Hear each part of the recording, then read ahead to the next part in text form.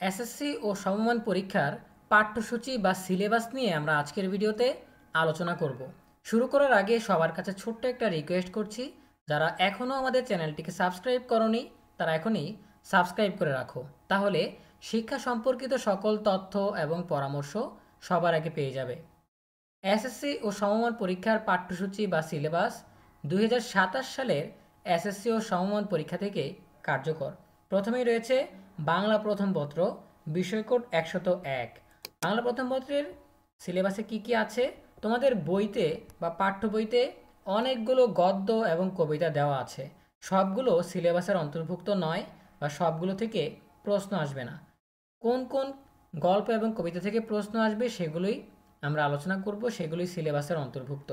প্রথমে রয়েছে প্রত্যুপকার ঈশ্বরচন্দ্র বিদ্যাসাগর, ফুলের বিবাহ বঙ্কিমচন্দ্র চট্টোপাধ্যায়, শুভা রবীন্দ্রনাথ ঠাকুর, বই পড়া প্রমোদ চৌধুরী, অভাগীর স্বর্গ শরৎচন্দ্র চট্টোপাধ্যায়, নিরীহ বাঙালি রোকেয়া সাখাওয়াত হোসেন, পল্লী সাহিত্য মোহাম্মদ শহীদুল্লাহ, আম আটির ভেপু বিভূতিভূষণ বন্দ্যোপাধ্যায়, মানুষ মোহাম্মদ সাল্লাল্লাহু আলাইহি ওয়াসাল্লাম মোহাম্মদ ওয়াজেদ আলী, নিমগাছ বনফুল, উপেক্ষিত শক্তির উদ্বোধন কাজী নজরুল ইসলাম, প্রবাস বন্ধু সৈয়দ মুস্তফা আলী, মমতাদি মানিক বন্দ্যোপাধ্যায়, একুশের গল্প জহির রায়হান, আমাদের নতুন গৌরব গাথা সংকলিত। এই 15টা গদ্য থেকে প্রশ্ন আসবে। এই 15টা গল্পই বা গদ্যই সিলেবাসের অন্তর্ভুক্ত।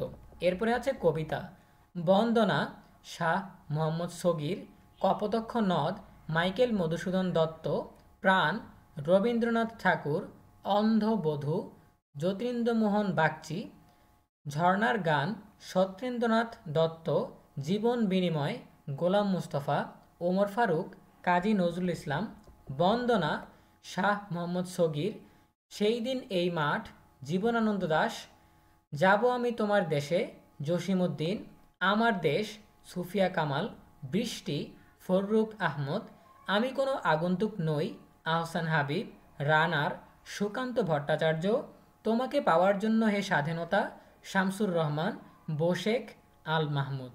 এরপরে থাকছে তোমাদের সহপাঠ বইয়ের উপন্যাস 1971, নাটক বহিপীর।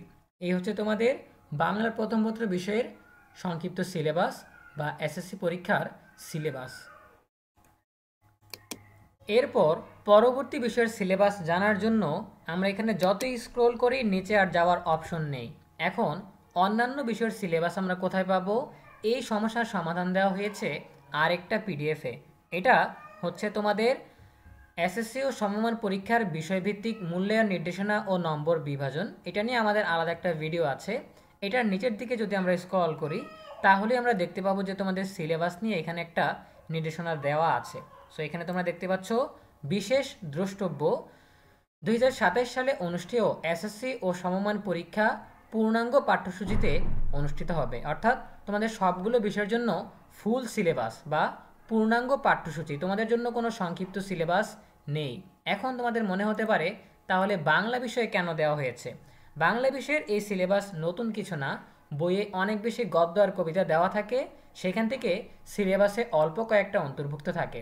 এটা নবম দশম শ্রেণীর জন্য যেমন প্রযোজ্য, তেমনই তোমরা উচ্চ মাধ্যমিকে গেলে বা কলেজে গেলেও একই বিষয় দেখতে পাবে যে পাঠ্য বইতে অনেক বেশি গল্প কবিতা রয়েছে, সেখান থেকে সিলেবাসে অল্প কিছু অন্তর্ভুক্ত। এটা কিন্তু সংক্ষিপ্ত সিলেবাস না, এটাই সাধারণ সিলেবাস, ঠিক আছে, বা এটাই পূর্ণাঙ্গ সিলেবাস। আশা করি বুঝতে পেরেছ।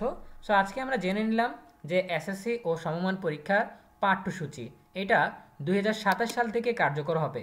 2027 সালের এসএসসি ও সমমান পরীক্ষা থেকে এটা কার্যকর হবে এবং পরবর্তী সংস্করণ বা পরবর্তী সংস্কার আসার আগ পর্যন্ত এটাই কার্যকর থাকবে, যত বছরই থাকুক না কেন, ঠিক আছে। সো বাংলার জন্য এই সিলেবাসটা কাজ করবে এবং অন্যান্য বিষয়ের জন্য পূর্ণাঙ্গ সিলেবাস। এছাড়া আমরা যেটা দেখলাম সেটা হচ্ছে যে তোমাদের নম্বর বন্টন 2027 সাল থেকেই কার্যকর, এটাও পরবর্তী সংস্কার না আসা পর্যন্ত এরকমই থাকবে বা প্রশ্ন পদ্ধতিটা এরকমই থাকবে, ঠিক আছে। সো আশা করি বুঝতে পেরেছো। দেখা হবে পরবর্তী আপডেট নিয়ে নতুন কোনো ভিডিওতে। সেই পর্যন্ত তোমরা সবাই ভালো থাকো, সুস্থ থাকো, নিরাপদে থাকো এবং সবসময় ইএনইউর সাথেই থাকো। তোমাদের সকলের জন্য রইল অনেক অনেক শুভকামনা। ধন্যবাদ সবাইকে।